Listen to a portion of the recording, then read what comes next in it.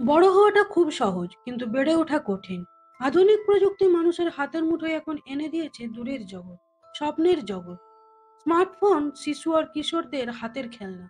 দিগন্ত সবুজ মাঠ, সবুজ জঙ্গল, সমুদ্র ভুলে এখন প্রযুক্তিকে হাতের মুঠোয় ধরে তার কাছের লোককে দূরে করে দিচ্ছে। মোবাইল গেমের মধ্যে লুকোনো যান্ত্রিক খেলা এখন ছোটদের মস্তিষ্কে কোষে কোষে এক যান্ত্রিক খেলার জন্ম দিয়ে চলেছে। গেমের কবজায় পড়ে একজন কিশোর ছাত্র বন্দুক দিয়ে ক্লাসে ঢুকে তার বন্ধুদের এবং শিক্ষকদের অবলীলায় খুন করছে। গেম খেলতে বাধা দিলে তারা তাদের মা বাবাদেরও মেরে ফেলতে পিছুপা হচ্ছে না।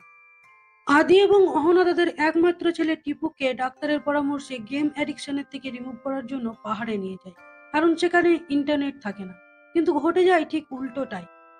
হোটেলের দুই কর্মচারী খুন হয়। কিন্তু সত্যিটা কি? কে খুন করলো হোটেলের দুই কর্মচারীকে? জানতে হলে অবশ্যই আমার চ্যানেলটিকে সাবস্ক্রাইব করে নিন।